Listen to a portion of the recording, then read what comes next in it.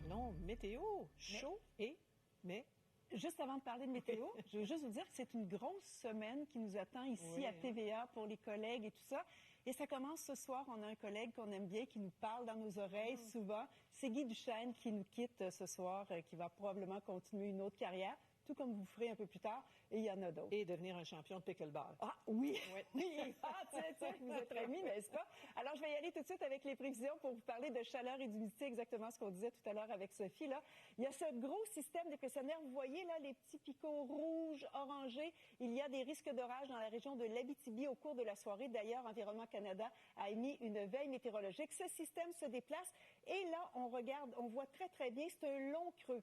La vérité, c'est que c'est un front froid, mais on ne verra pas de changement de température. Donc, il y a de l'air frais. Ça va générer des conditions idéales pour demain, en mi-journée à peu près, que des orages se développent, des averses également. Ce premier système se déplace et un autre système va s'amener pour jeudi. Là, il est vraiment plus costaud. Et regardez, sud du Québec, encore une fois, on risque d'avoir des orages. On va surveiller ça de très près. Donc, Environnement Canada a émis cette veille d'orages violents pour l'Abitibi, Ouaskaganish et Matagami jusqu'en soirée. On l'a vu sur la carte, là, ça doit gronder présentement. Ce soir et la nuit prochaine, chaleur, humidité, de bons vents, des vents jusqu'à 60 km à l'heure, des orages dans la région de l'Abitibi. Demain, on parlera de chaleur, d'humidité, averses, risque d'orage, surtout en après-midi, presque partout au Québec. Voilà. Merci, Colette. À tantôt. À tout à l'heure. Et l'humidité dit... Orage. Absolument. Ouais. Surtout que demain, c'est un front froid. On ne changera pas de masse d'air, mais quand même, c'est de l'air. C'est vraiment très, très actif comme front. Alors, regardez justement ce qui se passe.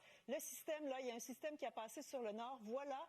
Un creux dépressionnaire ou front froid, si vous préférez, qui va venir s'installer sur nos secteurs. À quelque part, demain, en mi-journée, en après-midi, on aura vraiment tous les ingrédients pour qu'il y ait des risques d'orage sur le sud du Québec et le long du fleuve surtout. On va surveiller ça. Et l'autre système qui nous intéresse pour jeudi, beaucoup plus costaud, vous le voyez, là, c'est déjà là, prévu qu'il y aura de bonnes cellules d'orage le long du fleuve et surtout sur le sud du Québec. Des accumulations de précipitations, on va suivre ça de très près pour vous. Entre-temps, à Montréal, on a 26 degrés avec quand même un bon taux d'humidité. Attendez, demain, ce sera encore plus humide. Dans la région de Québec, 25 degrés, les nuages sont présents et demain, il y aura surtout des précipitations. Alors, en détail, ce soir et l'année prochaine, des nuages, des éclaircies pour tous les secteurs. La nuit, les températures seront chaudes avec des minimums de 18 à 21 degrés avec un taux d'humidité. Demain, une humidité à la hausse. Vous voyez des facteurs humidex, là, 37, 35, un peu partout. Pas suffocant, mais quand même, on commence à ressentir ça. Et regardez à long terme ce qui va se passer. On ne change pas de température, mais sur 2 jours, là, il y aura des risques d'orage. Retour du beau temps pour vendredi. Merci beaucoup, Colette. Au revoir. Bonne soirée. À demain. Alors voilà, chaleur, humidité à la hausse et regardez ce qui va se passer en après-midi. On aura tous les ingrédients qui seront réunis pour qu'il y ait des risques d'orage. On va surveiller ça de très près et on se croise les doigts pour le retour du soleil dès vendredi. Les détails de la météo après cette pause. À tout de suite. Précisé demain. Il y en a eu dans la région de l'Abitibi, du Témiscamingue. Aujourd'hui, le système poursuit sa route. Alors regardez ce qui se passe là. Donc c'est un front froid.